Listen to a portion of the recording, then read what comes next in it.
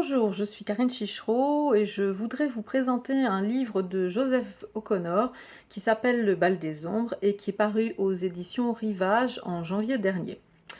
Alors, Joseph O'Connor est un écrivain irlandais qui est l'un des plus brillants de sa génération. Il a écrit un certain nombre d'ouvrages dont une dizaine est paru en français et dont j'ai traduit 5. Donc vous voyez, je connais très bien Joseph O'Connor. Alors, pourquoi ce livre est-il intéressant? En fait, Joseph O'Connor s'y applique à parler de Bram Stoker. Bram Stoker, vous le connaissez parce que c'est lui qui a inventé le personnage de Dracula, qui fait vraiment partie des grands mythes de la littérature mondiale. Bram Stoker, au départ, donc, est un enfant de Dublin qui est un petit employé, un petit scribouillard, et un jour débarque dans son bureau, pratiquement, le grand comédien Henry Irving, qui vient de Londres et qui lui propose en fait de prendre la direction du théâtre qu'il vient d'acheter, qui s'appelle le Lyceum. Commence alors une toute nouvelle histoire dans la vie de Bram Stoker, qui est un aspirant écrivain et qui va trouver dans ce théâtre en fait énormément de choses qui vont l'inspirer, et en premier lieu sa relation avec Henry Irving, qui est à la fois une grande relation d'amitié, mais qui est très querelleuse et avec un petit quelque chose de trouble dans le fond quand même.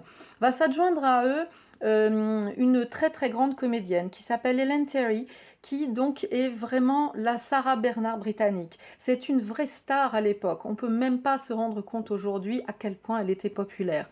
Ce trio va donc nouer des relations extrêmement profondes qui vont inspirer Bram Stoker dans son écriture, et notamment pour le personnage de Dracula. On a toujours pensé que en fait, c'était Henry Irving lui-même qui l'avait inspiré.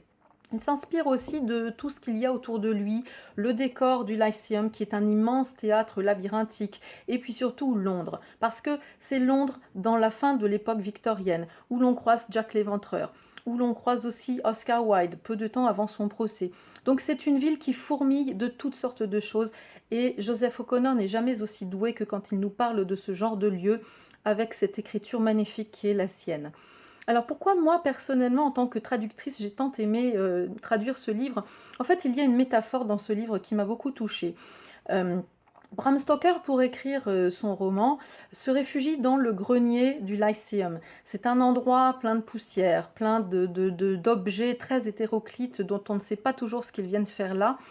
Et en fait, c'est une sorte de métaphore de l'inconscient de l'écrivain.